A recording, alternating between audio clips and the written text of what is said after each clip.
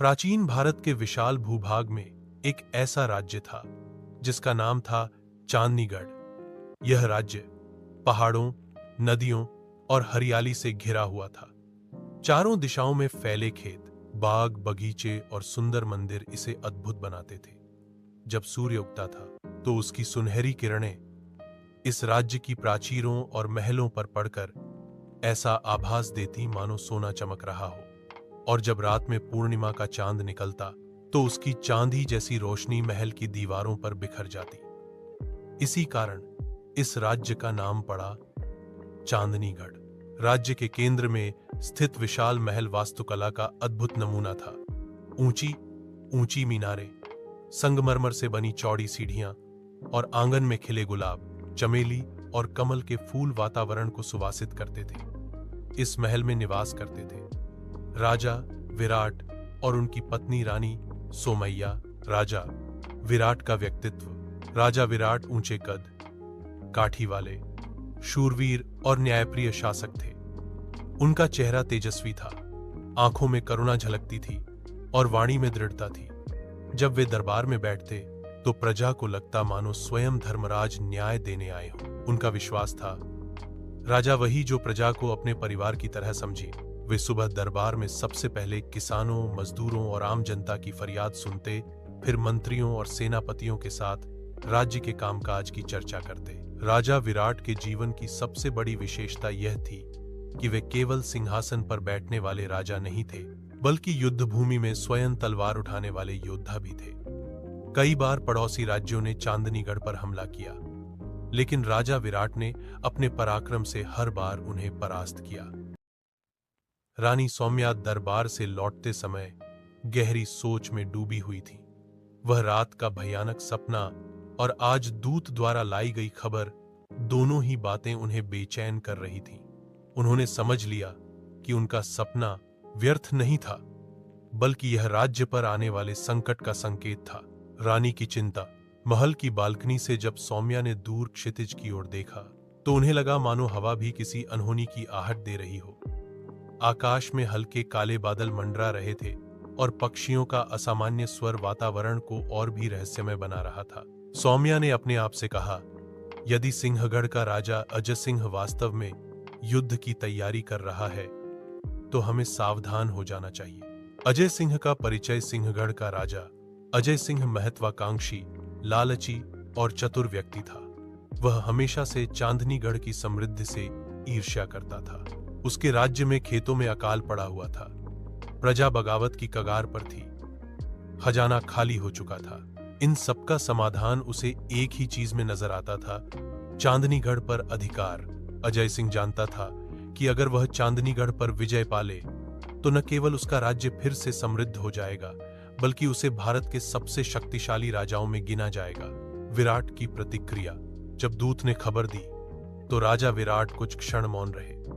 उनकी आंखों में एक अजीब चमक थी।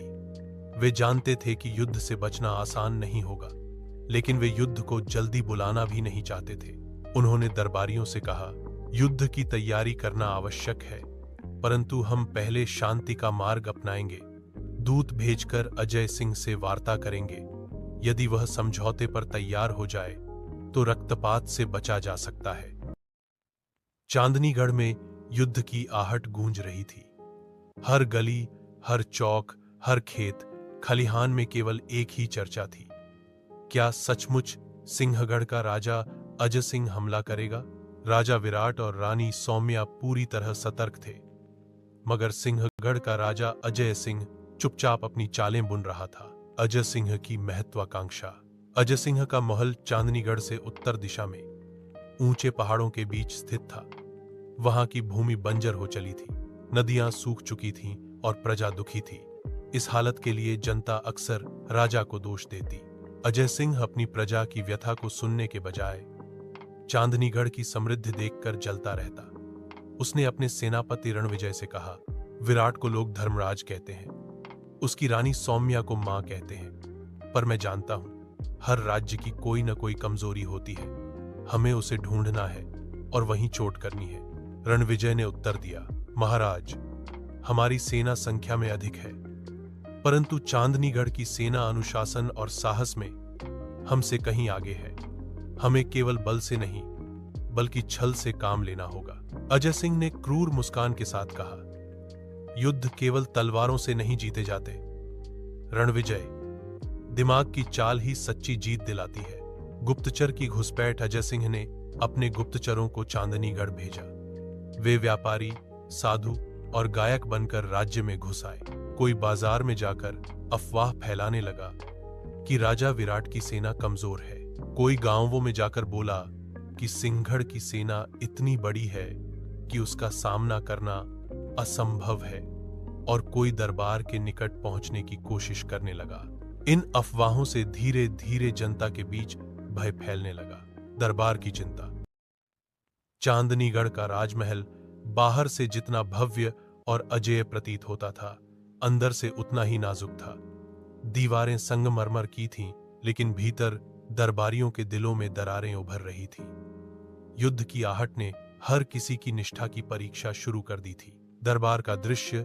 सुबह का दरबार सजा, सैनिक तैयार खड़े थे, मंत्रीगण अपनी अपनी जगह पर बैठे थे, जनता अपनी फरियादें लेकर पहुंची थी। राजा विराट ने गंभीर स्वर में कहा, प्रिय मंत्रीगण और दरबारियों, अब समय आ गया है कि हम सब अपने मतभेद भुलाकर एकजुट हों। शत्रु हमारी सीमाओं पर खड़ा है। सबने एक स्वर में हामी भरी, परंतु भीड़ में एक चेहरा अलग था, विभीषण दत्त। उसकी आंखें झुकी हुई थीं, पर मन में लोभ और द्वंद्व की आंधियां उठ रही थीं। विभीषण दत्त महत्वाकांक्षी व्यक्ति था। वह हमेशा सोचता था कि राजा बनने का सौभाग्य भले न मिला हो, पर उसे प्रधानमंत्री जैसा उच्च पद मिलना चाहिए था। जब राजा विराट अन्य मंत्रियों की प्रशंसा करते, विभीषण का दिल ईर्ष्या से जल उठता। उस रात जब सिंहगढ़ का दूत उससे मिलने आया था, उसने उसे सोने की मुद्राएं और आभूषण दिखाए थे। चमकती हुई उस दौलत ने विभीषण की आंखों को चौंधिया दिया था। उसने सोचा, मैं यदि अजय सिंह का साथ दूं तो युद्ध के बाद चांदनीगढ़ पर शासन करना मेरे लिए कठिन नहीं होगा। विराट चाहे जितना महान हो, अंततः इंसान ही तो है। गुप्त सौदेबाजी। दरबार के बाद विभीषण दत्त गुप्त रूप से अपने कक्ष में गया। वहां फिर से सिंहगढ़ का वही दूत उपस्थित था। दूत ने धीरे से कहा, मंत्री जी, अब समय है।